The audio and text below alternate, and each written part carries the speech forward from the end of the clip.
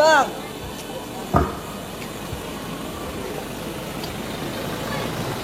Terus. Terus. Lagi. Lagi. Lagi.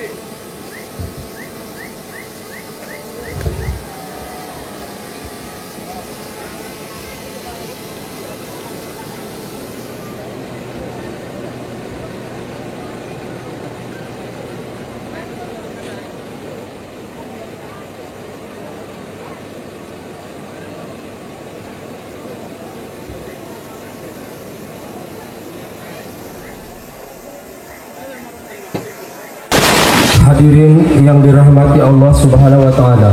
Selanjutnya marilah kita ikuti sambutan Bapak Wakil Bupati Kabupaten Aceh Singkil, Bapak Haji Hamzah Sulaiman Sarjana Hukum. Kepada Bapak, waktu dan tempat dengan segala hormat kami persilakan.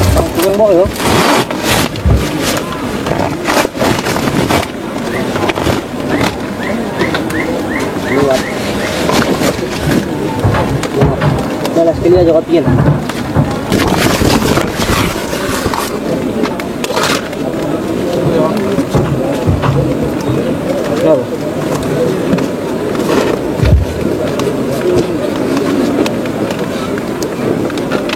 Banyak tadi kan? Bismillahirrahmanirrahim. Assalamualaikum warahmatullahi taala wabarakatuh. Syukur alhamdulillah. Marilah kita panjatkan puji dan syukur kehadirat Allah Subhanahu wa taala, yang mana pada malam yang berbahagia ini kita dapat berkumpul bersama di tempat persulukan Desa Siti Ambia ini dalam keadaan sehat walafiat. Salawat beriring salam kepada baginda kita Nabi besar Muhammad Sallallahu Alaihi Wasallam.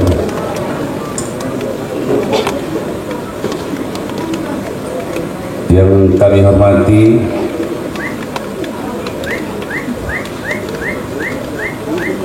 dan yang kita muliakan adalah Ustaz Haji Adi Maulana Sarifuddin LC, yang pada malam yang berbahagia ini akan memberikan tausiahnya tentang Isra Mi'raj. Selanjutnya yang kami hormati pimpinan persulukan adinda kami Tengku Tarmizi, yang kami hormati adinda Dr. Handus Haji Rajali, mantan Bupati kita Aceh Singkil, sekaligus beliau adalah pimpinan Pondok Pesantren Darul Muta'alimin. Yang kami hormati Bapak Kapolres, dalam hal ini diwakili oleh Pak Kajari, diwakili oleh Pak Kapolsek. Terima kasih. Yang kami hormati Bapak Kajari ataupun yang mewakili. Yang kami hormati Bapak Camat. Yang kami hormati Bapak para SKBK yang hadir, rekan depan dan adik ulama, tokoh-tokoh masyarakat, ibu-ibu. Yang kami hormati Bapak Kepala Desa Siti Ambia beserta dengan perangkat-perangkatnya, Bapak Ibu hadirin yang dirahmati Allah Subhanahu wa taala.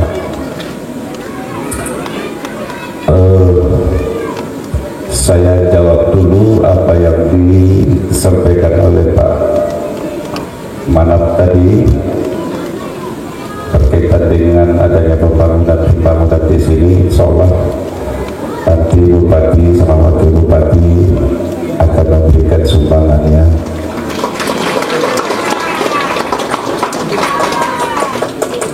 Hadirin yang berbahagia, Isra Isra Mi'raj adalah peristiwa luar biasa yang menunjukkan kebesarannya dan kekuasaan Allah Subhanahu wa Ta'ala. Dalam satu malam Rasulullah diperjalankan dari Masjidil Haram di Makkah ke Masjidil Aqsa di Palestina, kemudian dinaikkan ke Sidratul Muntaha untuk menerima perintah salat. Maha suci Allah yang telah memperjalankan hambanya pada suatu malam dari Masjidil Haram ke Masjidil Aqsa yang telah kami berkahi, yang telah berkahi sekelilingnya, agar kami perlihatkan kepadanya sebagian dari tanda-tanda kebesaran kami. Sesungguhnya Dia adalah Maha mendengar lagi Maha mengetahui. Dari ayat ini kita memahami bahwa Isra Mi'raj adalah bentuk kemuliaan yang diberikan Allah kepada Rasul, sekaligus sebagian ujian keimanan bagi umatnya. Peristiwa ini mengajarkan kita bahwa kebesaran Allah tidak terbatas oleh logika manusia, sehingga kita harus selalu memperkokoh iman dan takwa kita kepadanya. Hadirin yang berbahagia, pelajaran besar dari Isra Mi'raj adalah salat sebagai tiang agama. Rasul bersabda, salat adalah tiang agama, barang siapa yang mendirikannya maka ia telah menegakkan agama, dan barang siapa yang meninggalkan maka ia telah merobohkan agama. Maka dari itu mari kita tingkatkan kualitas ibadah salat kita, karena itulah ukuran keimanan dan kunci keberhasilan hidup di dunia dan menuju akhirat. Jangan sampai kita lalai dalam salat, sebagai itulah amalan pertama yang akan dihisab di hari kiamat. Sebagai pemimpin daerah, kami mengajak seluruh masyarakat Aceh Singkil untuk menjadikan peristiwa Isra Mi'raj sebagai motivasi untuk meningkatkan keimanan dan ketaatan kepada Allah. Mari kita jadikan salat sebagai sumber kekuatan dalam menghadapi berbagai tantangan hidup, termasuk dalam membangun daerah yang lebih maju, religius, dan sejahtera. Saya juga berpesan kepada para generasi muda agar menjadikan salat sebagai pilar utama dalam kehidupan, menjauhi segala bentuk kemaksiatan, dan berperan aktif dalam pembangunan bangsa. Rasulullah bersabda, sesungguhnya batas antara seorang dengan kekufuran adalah meninggalkan salat. Hadis riwayat Muslim. Maka jangan sampai kita meninggalkan salat, karena itu adalah pembeda antara kita dengan kafir. Dengan momentum Isra Mi'raj pada malam hari ini, marilah kita mendengarkan secara bersama-sama dari Al-Mukarramah yang nanti akan menyampaikan kepada kita makna daripada Isra Mi'raj itu sendiri. Ditambah lagi, kita tidak lama lagi insya Allah memasuki bulan suci Ramadan. Marilah kita bersama-sama untuk menunaikan ibadah yang datangnya cuma setahun sekali. Inilah barangkali sedikit penyampaian kami, lebih dan kurang kami mohon maaf. Wabillahi taufiq wal hidayah. Assalamualaikum warahmatullahi taala wabarakatuh.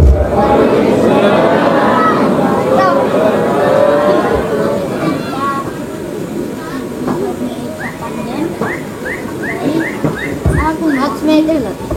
Pusing-pusing mana semede. Kak.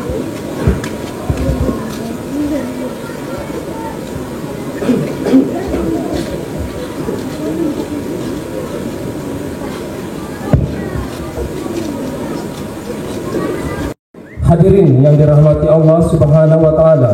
Selanjutnya tausiah tentang Isra Mi'raj Nabi besar Muhammad sallallahu alaihi wasallam dan doa yang akan disampaikan oleh mubaligh kita Al-Mukarram Al-Ustadz Haji Abi Maulana Syarifuddin LC dari Kota Medan. Al-Mukarram tamatan dari Al-Azhar Kairo.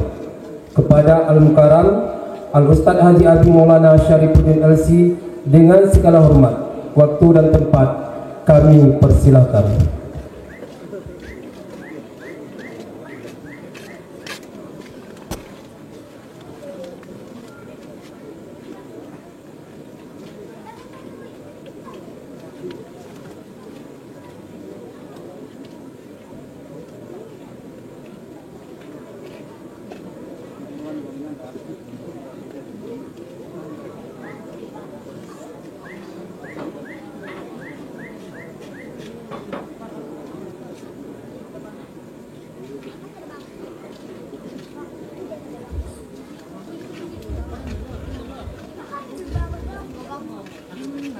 Assalamualaikum warahmatullahi wabarakatuh.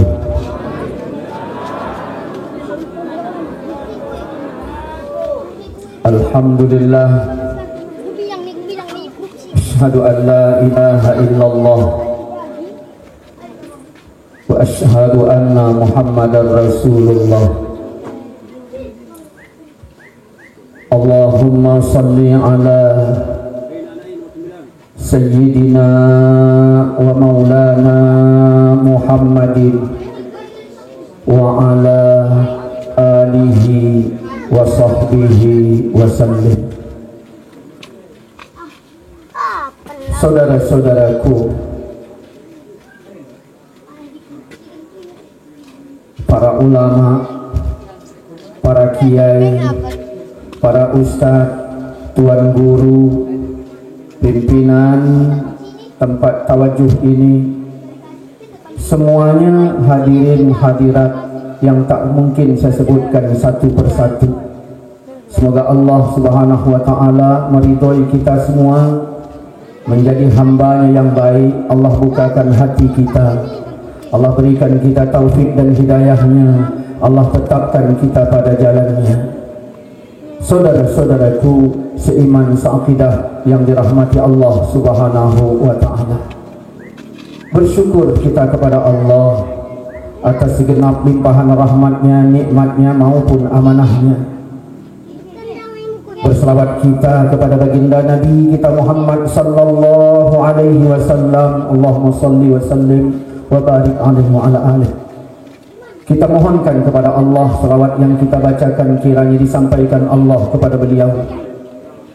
Kita berdoa kepada Allah semoga di akhirat kelak kita mendapatkan syafaatnya. Amin ya rabbal alamin. Semoga Allah Subhanahu wa taala membukakan hati kita, Allah berikan kita taufik dan hidayahnya, Allah tetapkan kita pada jalannya.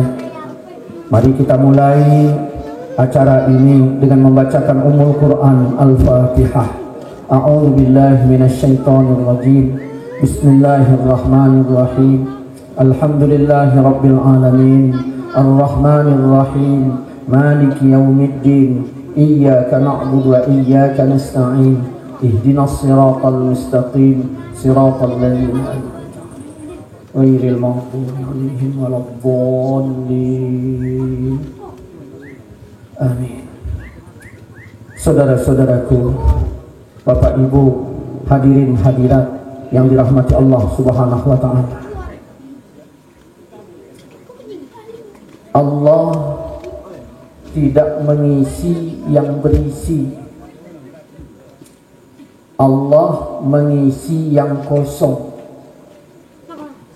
Maka Allah perintahkan Jibril turun ke bumi untuk memastikan Muhammad yang bakal diangkat menjadi nabi dan rasul itu berisi apa kosong, padahal Allah Maha tahu.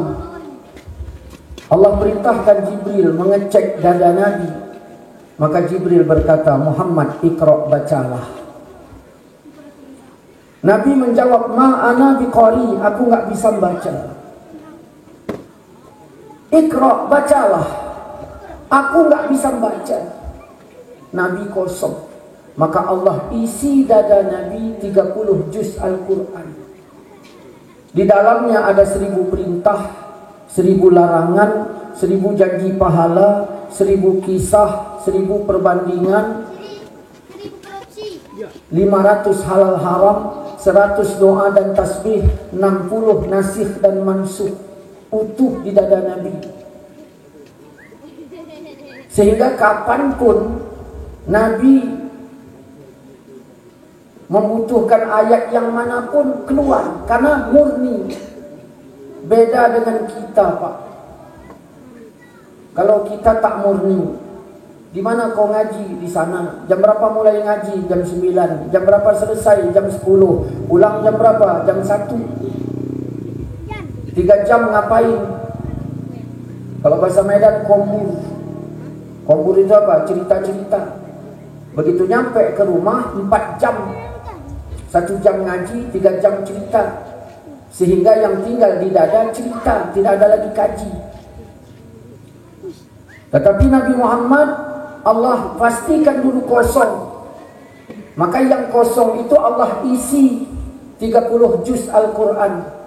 1000 perintah, 1000 larangan, 1000 janji pahala, 1000 janji dosa, 1000 kisah, 1000 perbandingan, 500 halal haram, 100 doa dan tasbih. Maka total 6660. Nabi berdakwah. Sebelum beliau mi'raj, dakwah Nabi lebih kurangnya cuma 5. Apa itu? Allah ada, Muhammad Rasulnya, Allah Maha Kaya, Allah Maha Kuasa, punya surga dan neraka. Itulah dakwah Nabi. Maka orang-orang kafir menolak dakwah Nabi itu. Mereka tak suka, mereka benci. Di antara orang kafir yang benci itu karena Muhammad bukan dari suku mereka. Di antaranya. Maka sampai pada satu saat orang-orang kafir ngumpul di Ka'bah. 2 golongan. Yang pertama golongan penguasa, yang kedua golongan pengusaha. Ngumpul di Ka'bah. Lalu mereka utus satu orang menjumpai Nabi. Lalu Nabi merasa senang diundang oleh mereka, karena yang undangnya penguasa dan pengusaha. Nabi senang diundang oleh penguasa dan pengusaha bukan karena can. Selama ini mereka tak mau menerima dakwah Nabi, tiba-tiba hari ini mereka ngundang. Maka Nabi merasa inilah masanya mereka menerima dakwah Nabi. Begitu nyampe ke sana, mereka berkata, Muhammad, tujuanmu dakwah ini apa? Panjang percakapan mereka, tapi Nabi berkata, aku Rasul Allah. Akhirnya mereka membuli Nabi Muhammad. Kami tak percaya kepadamu kecuali bisa kau buktikan bumi Mekah yang tandus ini berubah, muncul mata air di mana-mana untuk kami. Kalau bisa, kami dengarkan dakwahmu. Kalau tak bisa, maka penuhi permintaan kami yang kedua. Kau punya kebun korma dan anggur lebih luas dari kebun-kebun kami yang ada ini. Kau tunjukkan di celahnya ada air mengalir. Kalau nggak bisa, kau tunjukkan kepada kami langit jatuh berkeping-keping menimpa kami, sebagaimana yang kau dakwahkan selama ini. Kau katakan dunia bakal kiamat, nanti langit jatuh. Nggak usah nanti ya Muhammad, sekarang kau tunjukkan pada kami. Kalau tak bisa permintaan kami yang ketiga ini, Kau datangkan Allah dan malaikatnya berhadapan muka dengan kami. Kami pengen tahu Allah itu yang mana, malaikat itu gimana. Kalau tak bisa juga, kau tunjukkan rumahmu terbuat dari emas. Katanya kau kekasih yang kaya. Masa kekasih yang kaya kau miskin kiri? Nabi Muhammad terdiam. Lalu mereka katakan yang terakhir, kalau tak bisa juga, kau tunjukkan kau naik ke langit. Allah tidak mengabulkan permohonan kafir yang tadi-tadi, tetapi Allah mengabulkan yang ini, naik ke langit. Maka disambut, subhanallazi asra bi 'abdihi lailan minal masjidil haram ilal masjidil aqsa. Segala puji bagi Allah yang telah mengisrakan hambanya. Kenapa? Karena kalau yang tadi-tadi masalah emas, Qarun punya emas, kebun kurma dan anggur. Banyak orang-orang kaya Mekah Madinah punya kebun kurma dan anggur. Tapi begitu naik ke langit, tidak ada satu orang pun dari zaman Nabi Adam sampai sekarang yang mengaku sampai ke langit kecuali Nabi Muhammad sallallahu alaihi wasallam. Makanya di dalam Injil Filipus, kalau tak salah saya, dalam Mazmur Daud berkata, entah dengan mata batinku, entah dengan mata hatiku, aku melihat seseorang diangkat ke Firdaus. Belum ada satu orang pun yang mengaku sampai ke Firdaus kecuali Rasulullah sallallahu alaihi wasallam pada malam Mi'raj. Saudara-saudaraku seiman saqidah yang dirahmati Allah Subhanahu wa taala, orang-orang kafir bersender di Ka'bah, menunjukkan kehebatannya, menunjukkan kebesarannya, menunjukkan kekuatannya. Muhammad duduk di depan, dibuli oleh mereka. Allah marah, kekasihnya dihina. Allah marah, orang yang dicintainya dibuli. Mereka menunjukkan kebesarannya, mereka menunjukkan kehebatannya. Makanya Nabi Muhammad malam itu diisrakan. Allah katakan di dalam Quran, linuriyahu min ayatina, untuk kami tunjukkan tanda kebesaran kami. Kenapa Allah menunjukkan tanda kebesaran Allah? Karena Nabi Muhammad tadi sedang dibuli oleh orang kafir menunjukkan kehebatan dan kebesarannya. Ada si Jenab ini miskin, paling miskin.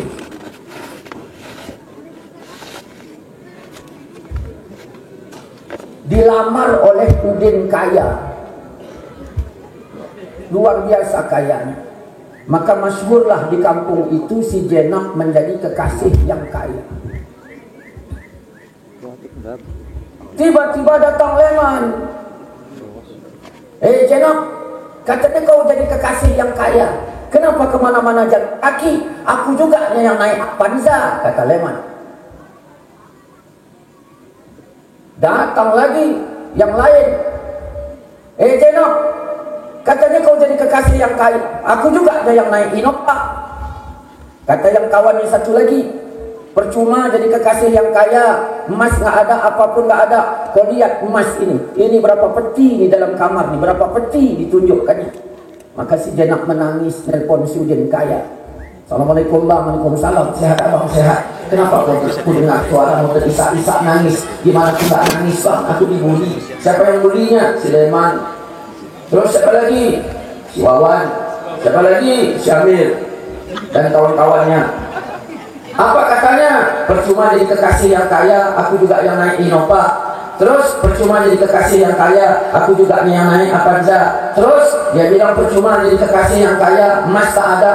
Mereka menunjukkan emasnya, menunjukkan kehebatannya. Oh, kata si Udin, kau pikir itu dah hebat kali? Kau pikir udah kaya kali? Kau pikir udah besar kali? Ayo berangkat malam ini. Maka kendaraan Nabi bukan onta, bukan kuda, tapi langsung burak. Ya, langsung burak. Kecepatannya lebih cepat daripada pesawat tempur. Nggak pakai pertalite lagi tuh Pak, nggak pakai barcode lagi. Langsung burak. Ya. Di sini ada Pak Polsek itu satu kampung kepada dengan saya. Satu kampung. Ya. Ini Pak Bupati, Pak Wakil Bupati, walaupun jadi Bupati, ya nggak pernah merasakan naik pesawat yang cepatnya sudah melebihi cepatnya Burak ya. Nabi Muhammad Allah tunjukkan naik Burak. Semana sih kencangnya perjalanan Burak. Sekali melangkah sejauh mata memandang. Untuk apa? Linuriyahu min ayatina, untuk kami tunjukkan tanda kebesaran kami. Kenapa? Karena orang kafir menunjukkan kebesarannya, menunjukkan kehebatannya. Allah bilang itu nggak hebat, onta nggak hebat, kuda nggak hebat. Ayo naik Burak. Makanya pada malam itu Nabi Muhammad ya, ditunjukkan Allah kebesaran Allah. Orang kafir menunjukkan emasnya dalam peti, dalam kamar. Malam Mi'raj Nabi Muhammad, emas itu di bawah sendal Nabi. Linuriyahu min ayatina. Makanya ketika ada orang berkata Allah itu di langit, buktinya Nabi Muhammad Mi'raj itu ke atas, Allah yang jawab linuriyahu min ayatina. Malam Isra Mi'raj itu Allah tunjukkan tanda kebesaran Allah. Bukan Allah tunjukkan diri Allah, tapi tanda kebesaran Allah. Kalau tadi Allah mengisi yang kosong, Allah tidak mengisi yang isi. Sekarang Allah meninggikan yang rendah. Allah tidak meninggikan yang tinggi, Allah tinggikan yang rendah. Makanya Nabi Muhammad diarahkan ke titik yang paling rendah. Bagaimana caranya? Pertama diwafatkan istrinya Khadijah, Nabi sedih. Diwafatkan pamannya Abu Thalib, sedih Nabi. Bahkan tahun itu disebut tahun sedih. Dalam catatan sejarah, beliau tidak pernah merasakan sedih seperti sedihnya tahun itu. Sampai-sampai Allah hibur Nabi Muhammad dengan menurunkan ayat yang bunyinya sama 30 kali lebih. Apa itu? Fabi ai ala bi rabbikuma tukadziban. Nikmat yang mana lagi yang kau dustakan? Nikmat yang mana lagi yang kau dustakan? Maka begitu Nabi sedih. Tujuannya apa? Supaya berada di titik yang paling rendah. Begitu Nabi Muhammad berada di titik yang paling rendah, Allah tinggikan Nabi Muhammad. Allah tinggikan, Allah meninggikan yang rendah, merendahkan yang tinggi. Allah tinggikan Nabi Muhammad. Sehingga Nabi Muhammad merasakan dua posisi, posisi rendah dan posisi tinggi. Makanya Nabi Muhammad bagaimanapun tingginya, beliau tetap merendah. Lihat sejarah Nabi. Ketika ada Yahudi buta mencaci Nabi, dia tak tahu kalau ini Rasulullah. Rasulullah nyuapin makan ke mulutnya. Apa kata Yahudi? Hei kawan, dia tak tahu kalau ini Nabi Muhammad. Kau jangan dekati Muhammad. Muhammad itu macam-macam dicacinya. Tetapi tangan Nabi tetap lembut menyuapkan makanan ke mulut Yahudi yang mencaci dia tadi. Rasa kalau saya dah ketunjang kali itu. Jadi Nabi Muhammad walaupun tinggi dia tetap rendah. Sehingga Allah angkat Nabi Muhammad dari alam dunia. Ada bilang istilah, saya lebih suka menyebutnya majas. Alam dunia, majas, hijab, ruh, malakut, mulki, mustawa. Allah jadikan alam mustawa untuk Nabi Muhammad menerima wahyu. Sekali pakai itu. Begitulah tingginya Nabi. Tetapi bagaimanapun tingginya, beliau tetap merendah. Nah, pada malam itu bukan hanya Allah tunjukkan kenderaan, bukan hanya Allah tunjukkan emas, Allah tunjukkan atuk yang paling tua. Siapa itu, Bu? Nabi Adam. Di langit pertama ketemu Nabi Adam. Nabi Muhammad ngobrol dengan Nabi Adam. Assalamualaikum atuk. Waalaikumsalam. Gimana kabar atuk itu dulu? Kenapa diusir dari surga? Oh begini masalahnya. salahku gara-gara makan. Jadi Nabi Adam dikeluarkan dari surga gara-gara makan, bukan gara-gara akidah, bukan gara-gara ibadah, tapi gara-gara makan. Maka Allah bilang, Allah lebih dekat dari urat leher. Ada orang ngasih oleh-oleh, pulang dari negeri kafir, bawa oleh-oleh. Ustaz, ini oleh-oleh untuk Ustaz. Dari mana kau? Pulang dari sana lah, disebutnya negeri kafir. Negeri kafir, dibawa ini oleh-oleh, roti. Saya tengok capnya, ini dibeli di negeri kafir. Begitu saya buka mau makan, Allah lebih dekat dari urat leher. Macam mana saya makannya, Pak? Macam mana makannya? Bu, macam mana makannya? Allah lebih dekat dari urat. Adam dikeluarkan dari surga gara-gara makan. Setan dikeluarkan dari surga gara-gara ngomong. Mungkinkah kita masuk surga ngomong asal, makan asal? Hati-hati. Jadi bagaimana cerita tentang Qabil? Oh, Qabil itu orangnya iri kali sama adiknya, sehingga dibunuhnya adiknya. Di mana dibunuhnya adiknya? Di Jabal Sur. Kapan itu? Hari Selasa. Di Jabal Sur hari Selasa. Jabal Sur di mana, Bu? Di mana? Kuala Namu lewat. Maka Anas bin Malik ditanya tentang hari Selasa. Apa kata beliau? Selasa yaumud dam, hari pertumpahan darah. Fihi hadat Hawa. Hari Selasa itu halangan Siti Hawa. Kenapa? Begitu diberitakan Qabil membunuh adiknya, Siti Hawa kejang-kejang pendarahan. Itulah haid pertama kali Siti Hawa. Saudara-saudaraku seiman sakidah yang dirahmati Allah Subhanahu wa taala. Jadi aku dulu makan kuldi. Iya, aku makan kuldi. Awalnya badanku nggak bau, nggak busuk, kentut nggak ada, nggak masuk angin. Toh di dalam surga nggak ada toilet. Kalau di dunia ada toilet, kencing 1000, berak 2000. Masuk dia berak, keluar bayarnya 3000. Karena kencing 1000, berak 2000. Di surga nggak ada toilet. Begitu aku makan kuldi, numpahku menyembur ke seluruh tubuhku, maka hilanglah pakaian surga. Akhirnya aku diturunkan ke bumi. Maka Rasulullah ketika datang 10 pendeta Yahudi bertanya kepada beliau, Muhammad, kenapa sih kalian kalau junub mandi, kalau beol enggak?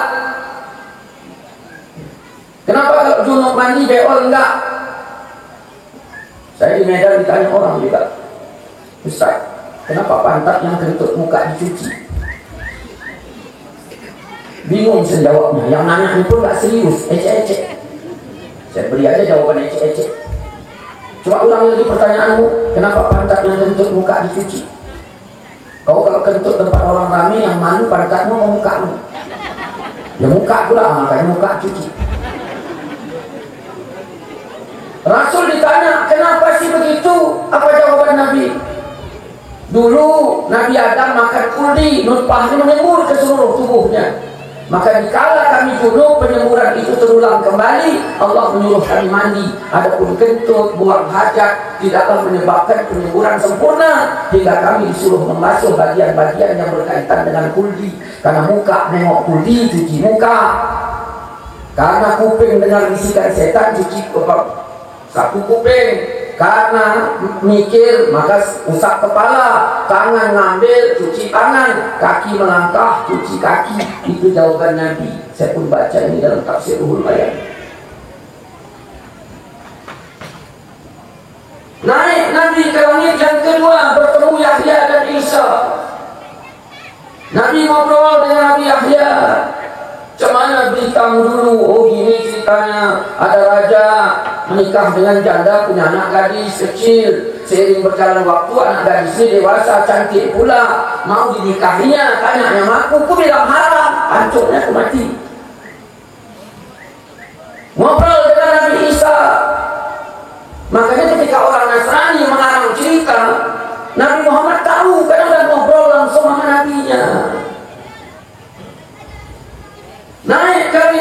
ketiga bertemu dengan Nabi Yusuf.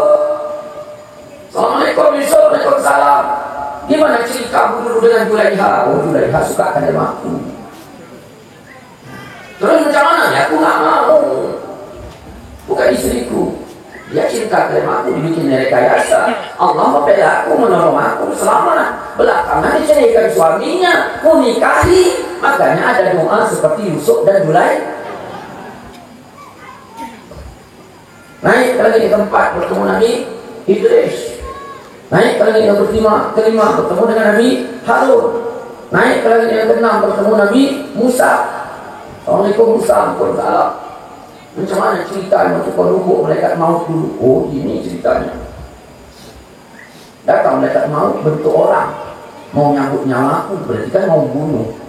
Tunggu kan, tercongkel di mata sebelah. Terus mengadu dia kepada Allah. Terus macam mana? Ya Allah salahkan dia. Apa kata Allah? Kau pun salah. Musa kan orangnya kuat. Datang pula kau menyambut nyawanya bentuk orang ya tubuh. Banyak kau rasain lah. Memang dalam hadis mana lah begitu bentuk bunyinya. Makanya Allah bilang setelah itu, wahai malaikat maut, kapan-kapan kau mencabut nyawa orang, jangan lagi bentuk orang. Pakai aja bentuk wujud yang asli. Nanti orang tak berani. Naik ke langit yang ketujuh, bertemu dengan Nabi Ibrahim, ngobrol dengan Nabi Ibrahim. Apa kata Nabi? Kalau kita baca dalam Ibnu Katsir, begitu aku menjumpai Nabi Ibrahim, ternyata Ibrahim itu mirip dengan mukaku, kata Nabi. Ibrahim itu mirip dengan mukaku, muka Nabi Muhammad. Macam mana muka Nabi Muhammad? Baca aja kitab Syama'il Muhammadiyah, tengok aja di situ macam mana. Kemudian Nabi Muhammad SAW meninggalkan langit yang ketujuh, masih naik lagi. Nabi Muhammad berkata, Ra'aitu Lailatal Mi'raj, aku lihat pada malam Mi'raj bahran, lautan yang sangat luas, tidak ada yang mengetahui luasnya kecuali Allah. Di sana ada malaikat ala surati tuyur, bentuknya bentuk burung. Fa iza qala al-'abdu subhanallah, kalau seorang hamba mengucap subhanallah, taharakat min makani, dia bergerak-gerak dari tempat hinggapnya. Kalau disambung alhamdulillah, dia bentangkan sayapnya. Kalau ditutup dengan Allahu akbar, la haula wala quwwata illa billahil azim. Maka malaikat yang berbentuk burung itu masuk ke dalam lautan. Setelah basah bulu dan sayapnya, dikeparkannya bulu dan sayapnya, menetes ribuan tetes dari ujung bulu dan sayapnya. Begitu jatuh ribuan tetes tersebut, belum sampai ke laut, Allah rubah menjadi burung-burung kecil, yakni malaikat yang kerjanya bertasbih, bertahmid, minta ampun. Ya Allah, ampunkanlah orang yang karena tasbihnya kami kau ciptakan. Ampunkan orang yang karena tasbihnya kami kau jadi.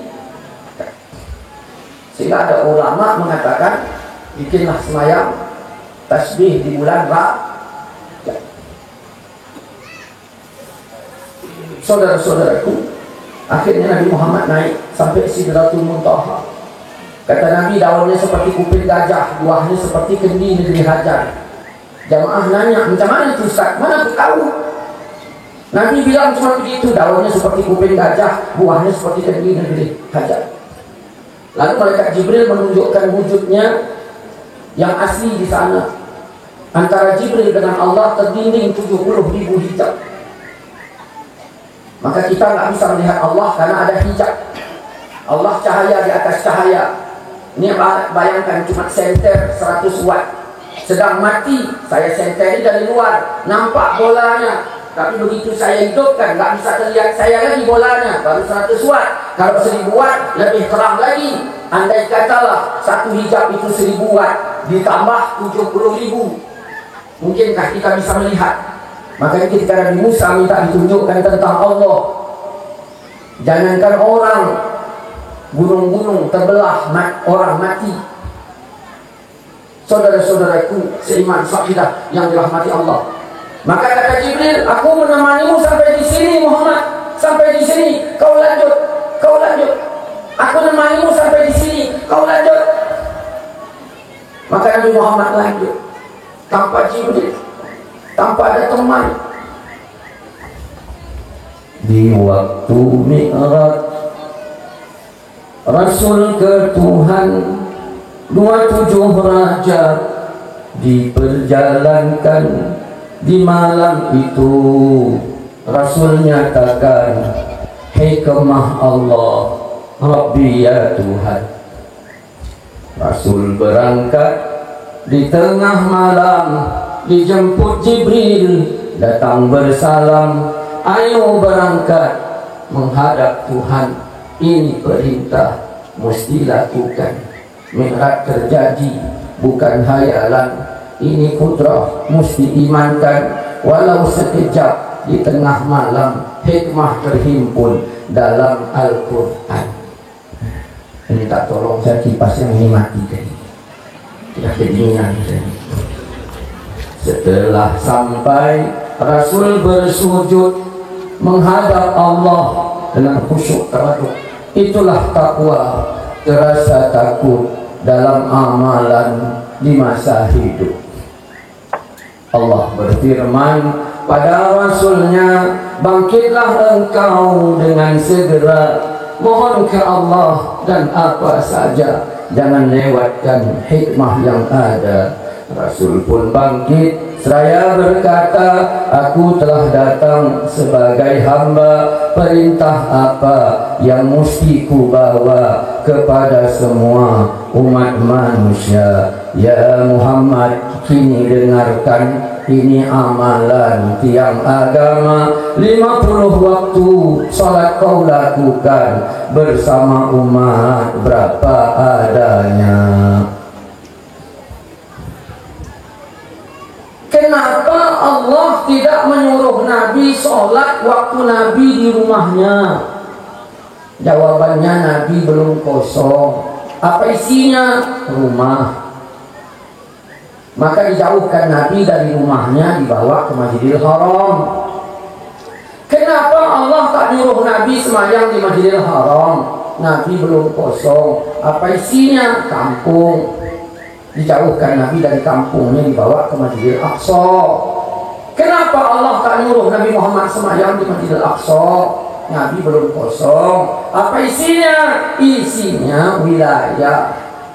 Dijauhkan Nabi dari wilayahnya, dibawa ke Sidratul Muntaha. Kenapa Allah tak nyuruh Nabi semayang di Sidratul Muntaha? Nabi belum kosong. Apa isinya? Temannya Jibril. Maka Jibril berkata, aku menemani sampai di sini.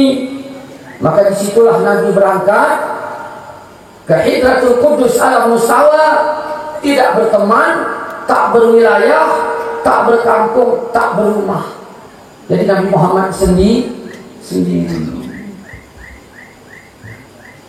Ya Muhammad, kini dengarkan, ini amalan tiang agama. 50 waktu salat kau lakukan bersama umat berapa adanya.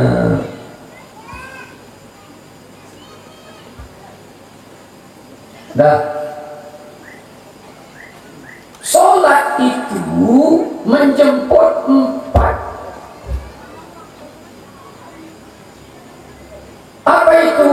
Salat dari berdiri menuju sujud. Ini yang pertama. Yang kedua, salat dari tinggi menuju rendah. Yang kedua. Yang ketiga, ini kepala, tempat zikir, tempat mikir. Kan di sini otak. Ini dada, tempat zikir. Mana tinggi? Tinggi pikir ketimbang zikir. Salat dari pikir menuju zikir. Yang keempat, salat dari isi menuju nol. Ustaz, aku rajin duha, nggak aku tanya duhamu. Aku rajin tahajud, nggak aku tanya tahajudmu. Yang aku tanya dari sholat yang sudah kau kerjakan, berapa yang sudah kau dapatkan. Kalau memang engkau ahli sholat, sujudmu mana?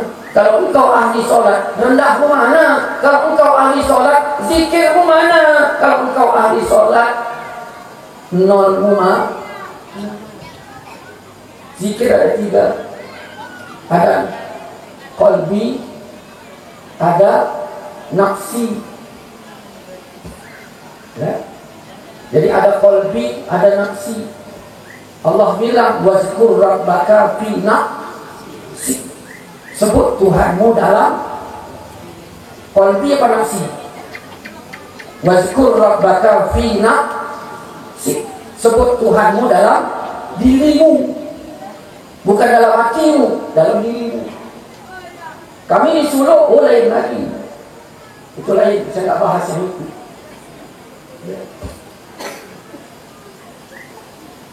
Lain babnya. Kalau mau bahas dulu, bahas sama Syekh pembimbing. Cerita-cerita tadi sama Tengku di sini, ya, rupanya sanaknya sama juga. Sanaknya sama juga. Saya ngambil tarikat di Aceh ini 19. Ya, dari Imam Buya Profesor Muhyiddin juga saya ngambil. Sebelumnya sama Abu Wahab Ibu, setelahnya sama Abu Dasyah, kemudian sama Buku Profesor juga. Nah, saya tidak bicara itu. Allah bilang wazkur rabbaka fi nafsi, sebut Tuhanmu dalam diri. Hati di mana? Ini. Kalau diri semua. Tangan ini diri apa enggak? Diri. Maka sebut Tuhanmu dalam dirimu. Di tangan sebut Tuhan. Saya singgah di satu tempat. Begitu singgah di satu tempat, ban kereta tadi meledak. Udah jam 2 belum makan. Sebelah jalan ada pohon pepaya orang, udah masak. Saya mau ngambil. Sedangkan Allah bilang sebut Tuhan dalam dirimu. Ini diri nggak tangan ini? Ya udah nggak jadi, karena sebut Tuhan dalam diri. Kaki ini diri apa enggak? Ya udah jangan langkah ke sana, karena Allah bilang sebut Tuhan dalam diri. Terus saya berpikir-pikir gimana? Ini diri apa enggak? Ya udah nggak usah pikir-pikir lagi. Sebutlah Tuhan dalam diri. Yang zikir qalbi, itu lain lagi. Lain lagi. Allah Subhanahu wa taala membawa Nabi Muhammad ke alam mustawa. Alam mustawa itu untuk menguji cinta Nabi, Pak. Untuk menguji cinta Nabi. Semangat cintanya Nabi kepada Allah diuji. Orang yang cinta tidak lagi berlogika. Saya ketemu perempuan senyum-senyum tengok saya, masih gadis. Karena senyum-senyum, saya bilang, "Dek, senyum dia ada apa, Mam? Tolong cucikan ini." Ngamuk-ngamuk ya. Ngamuk, berani tok saya suruh cuci. Ngamuk-ngamuk ya. Belakangan saya cintai, saya jadikan kekasih. Mulai dari peci dan cucinya sampai ke celana. Kenapa enggak ngamuk? Karena dia pun sudah merasa cinta. Maka kita sebagai suami bikin cinta. Ini kadang-kadang cuma marah, mukul-put saja, mukul-put saja.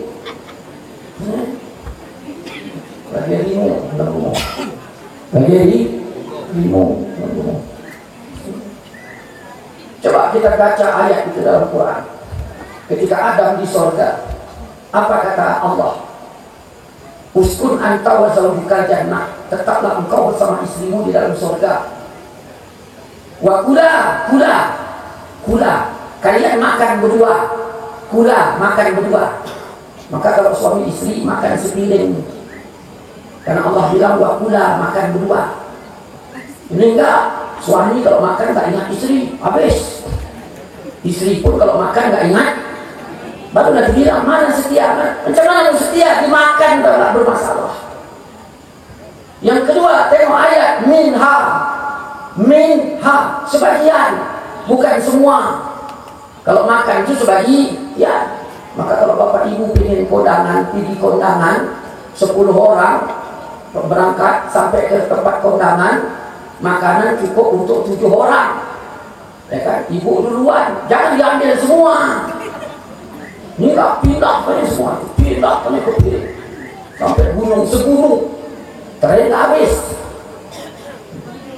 Maka makan ini tolong perhatikan. Allah menguji cinta Nabi semana, menguji cinta Nabi. Cara mengujinya bagaimana? Muhammad lakukan sholat 50 waktu. 50 waktu sholat gimana lupa? 50 waktu. Sehari semalam 24 jam semayang 50 waktu. Berarti nggak sampai setengah jam sekali sholat. Kapan makan, kapan tidur, kapan jadi makan. Tapi karena Nabi Muhammad cinta kepada Allah, Nabi Muhammad nggak mikir, Nabi zikir. Kenapa? Itulah bukti cinta. Nabi nggak lagi pakai logika. Makanya ada si Beda kerja di Singapura, jaga anak bayi, satu orang 4 juta, ambil 10, berarti sebulan 40 juta. Dalam hatinya ini 2 tahun bisa bangun rumah. Maka bulan pertama 10 bayi dapat 40 juta. Terakhir rasa lelah, bulan kedua kurangnya 2, tinggal 8. Bulan ketiga kurangnya lagi, akhirnya tinggal 2, dapat 8 juta sebulan. Nggak sanggup juga, karena anak Singapura tadi bandel kali, akhirnya pulang dia. Assalamualaikum Beda, waalaikumsalam. Dengar kau Singapura? Iya, nggak sanggup aku bang. Apa kerja menjaga anak bayi? Kenapa bandel kali anak orang itu? Terakhir pulang lah aku. Nggak lama menikahlah si Beda ini tadi, lahir anak kembar 3. 2 tahun umurnya, lahir lagi adiknya, kembar 2, jadi 5 tahun kemudian ketemu saya. Ya Beda, ini siapa ini? Inilah anakku. Saya tengok anaknya digil, subhanallah. Agak main sedikit anak mulia, mau nakal anak ini. Bisa kau jaganya? Bisa. Lah, di Singapura kemarin kenapa kau nggak bisa? Sekarang kenapa bisa? Rupanya di Singapura pakai otak, di sini pakai hati. Kita kepada Allah kalau pakai hati, kita nggak risaukan. Tapi kalau pakai otak, di situ masalahnya. Saya satu ketika rindu sama emak. Rindu itu otak berarti. Hati. Rindu kayak emak. Jam 11 malam saya rindu sama emak. Bawahnya pengen pulang. Siapa kawan saya? Nggak ada kawan saya. Terakhir saya ajak si Udin. Den, ayo kawan aku yuk. Mau kemana? Pulang kampung. Aku rindu lagi aku. Sudin saya ajak, otaknya jalan. Sudin pakai otak, saya pakai hati. Bang jangan malam ini bang, besok aja. Nggak bisa malam ini, besok bang, malam ini. Karena tertekak, akhirnya dia ikut. Maka satu kereta saya sama Sudin. Udin pakai otak, saya pakai hati. Perjalanan terus, berjalan. Udin pengen balik, saya pengen lanjut. Karena saya pakai hati, Udin pakai otak. Tengah jalan meledak ban, meledak ban. Udin senang.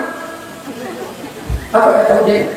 Bang balik kita bang, ini syarat dari Allah nggak bagus kita berjalan malam ini. Nah itulah pakai otak. Enggak Den, kita lanjut karena saya pakai hati. Kalah debat ya lanjut. Nah, hujan lebat. Kan ku bilang kata Udin, otaknya main terus. Kan ku bilang balik bang, balik enggak lanjut. Dah reda hujan, jalan lagi, meledak ban depan. Apa kata Udin? Kan udah aku bilang bang, baliklah kita malam ini. Balik enggak Din? Kita tetap lanjut. Apa kata Udin? Memang abang gak ada otaknya.